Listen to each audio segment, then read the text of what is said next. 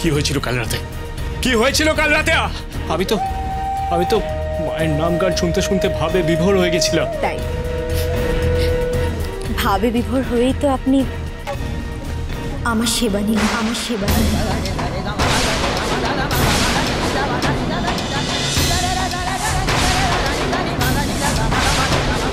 বাপিনী, তোর চোখে মুখে এত পরিবর্তন, কি হয়েছিল আমার? কি হয়েছিল বল? এত ব্যস্ত হচ্ছেন কেন? দাঁড়ান না, ধীরে সুস্থে সব বলবো খন। তোর মুখে মিথ্যে কথা শুনবার মতন সময় নেই আমার। আমাকে যেতে হবে, আমার আংটি দাও, আংটি দাও।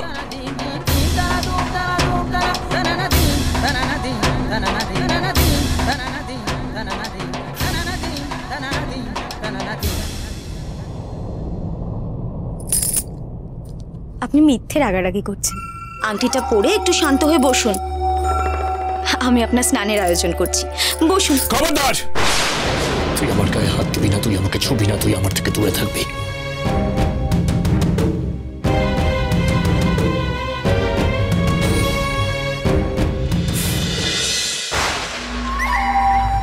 ছোট কুমার, আর আপনার উপায় নেই।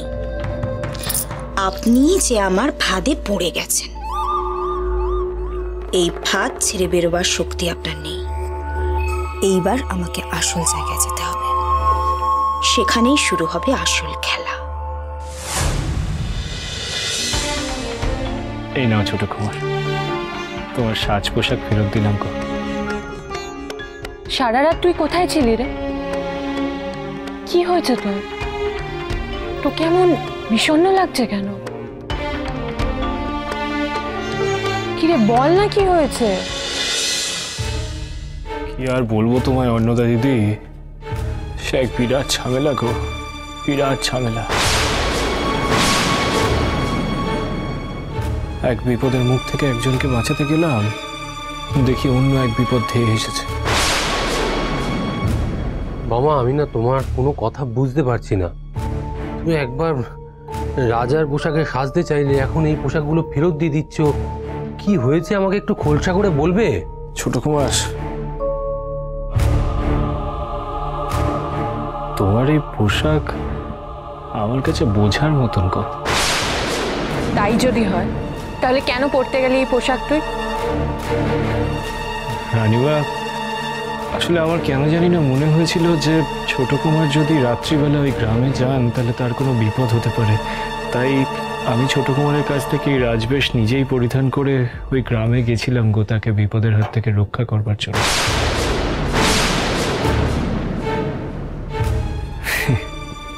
রানীমা, আমি হলাম কি গৃহত্যাগী সন্ন্যাসী মানুষ গো। এই সমস্ত পোশাক আশাক এসব কি আর আমায় সাজে বলো? আসলে কাল রাতে একটা ঘটনা ঘটেছে। কাল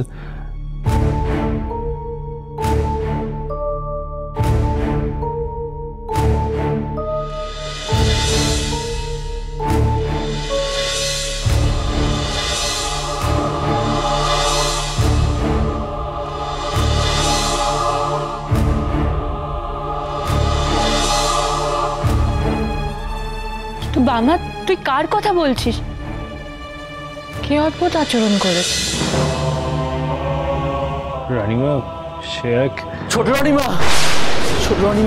শিগগিরই একবার মন্দিরে চলুন। কেদার মশাই, কি হয়েছে? মন্দিরে এক মহিলা এসেছেন, কি এক অভিযোগ জানাতে। সেই নিয়ে খুব ঝামেলা হচ্ছে। কে এলো আবার মন্দিরে? কিসের অভিযোগ? কেদার মশাই, ওই মেয়ে তার কোনো পরিচয় দেয়নি? আগে না ছোট রানীমা, কোনো পরিচয় দেননি, তবে সঙ্গে করে কয়েকজন ব্রাহ্মণকে এনেছেন। ব্রাহ্মণ? ব্রাহ্মণ কেন? আগে সে তো জানি না ছোট কুমার, তবে ব্যাপারটা না আমার মোটেই সুবিধার বলে মনে হচ্ছে না। সেই নারী সমানে কেঁদেই চলেছেন আর বলছেন রাজবাড়ির কেউ না এলে তিনি কিছুই বলবেন না। বেশ, চলুন। ছোট কুমার, রানীমা, আমি রাজবাড়িতে গেছিলাম, ওখান থেকে বলল হয়েছে কি? কাছারিতে বড় সমস্যা ঘটেছে। বকুলপুরে আপনাদের যে মৌজাটা আছে তার খাজনার কাগজ আজ সরকারি কাছারিতে জমা দেওয়ার শেষ দিন, কিন্তু ওই খাজনার কাগজে একটা মস্ত ভুল রয়ে গেছে। এই অবস্থায় কাছারিতে কাগজ জমা পড়লে নাটোরের হাত থেকে ওই বিশাল মৌজা চলে যেতে পারে।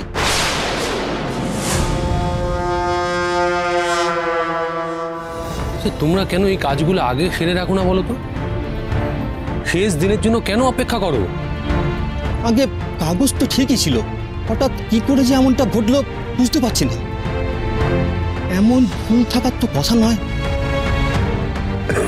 কিন্তু আপনি দয়া করে চলুন, কাগজটা দেখে ভুল শুধরে দিন।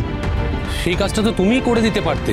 আগে তা পারতাম, কিন্তু সই আপনাদের দুই ভাইয়ের একজনকে করতে হবে, আমি করলে তো হবে না। উনি বলো তো, একদিকে মন্দিরের সমস্যা, এদিকে মৌজার কাগজপত্রের সমস্যা। আপনি আর কাজ করুন, আপনি ওই দিকটা সামলান, আমি মন্দিরে যাই। বামা তো আছে আমার সঙ্গে, আমরা সামলে নিতে পারবো। বলছো? বেশ, ঠিক আছে, তাহলে আমি ওই দিকটা গিয়ে সামলাই। চলুন চলুন, আপনি চলুন। কেদারমশাই, বামা চলুন আমরা মন্দিরে যাই। চল এসো।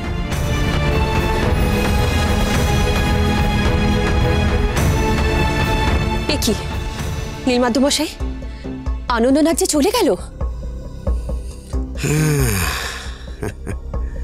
আগে বড় রানীমা, সব ব্যবস্থা তো আমি করলাম, আর সব বন্দোবস্ত একেবারে পরিকল্পনা মাফিক এগিয়ে চলেছে। আর এই ঘটনা ঘটানোর জন্য আমি নিজে ইচ্ছে করে খাজনার কাগজে ভুল করে রেখেছি। বাহ, আপনার তো দারুণ বুদ্ধি। চলুন এখন আমরা ওদিকে যাই, তবে হ্যাঁ, একসঙ্গে না, আলাদা আলাদা।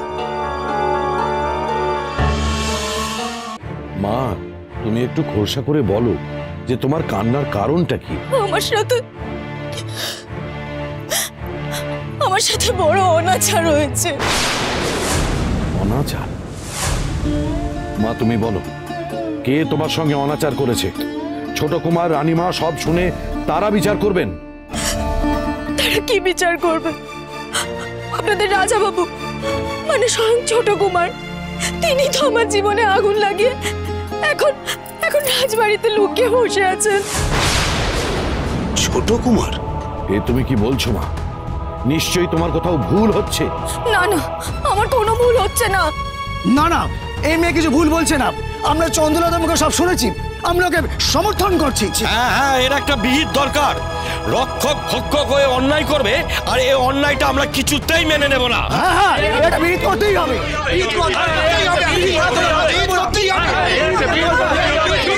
কি হয়েছে? কার সাথে অন্যায় হয়েছে? কার সাথে অন্যায় হয়েছে?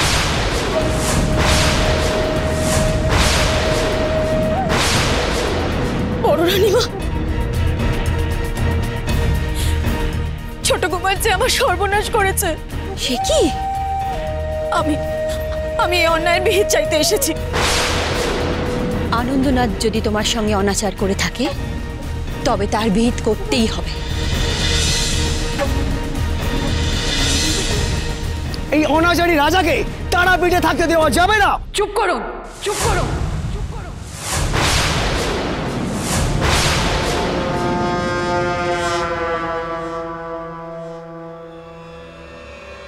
ছোট কুমারের এখন বেশ কে কে অন্যায় অভিযোগ করার জন্য তারাপীঠে এসেছে? দেখি তুমি এখানে, আর কেনই বা তুমি মিথ্যে অভিযোগ জানাচ্ছ? মিথ্যে অভিযোগ? এ কথা আপনি বলতে পারলেন? আমার সাথে ছলনা করে আমার সতীত্ব কেড়ে নিয়ে এখন অবাক হওয়ার ভান করছেন ছোট কুমার।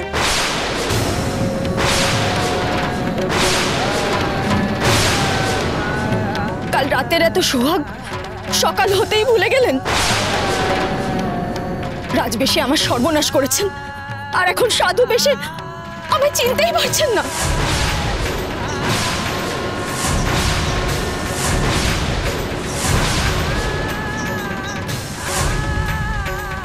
মামা, অন্যায়ের প্রতিবাদ না করে তুই এই তারাপীঠ ছেড়ে চলে যাবি? ঠিক আছে, তবে তাই হোক।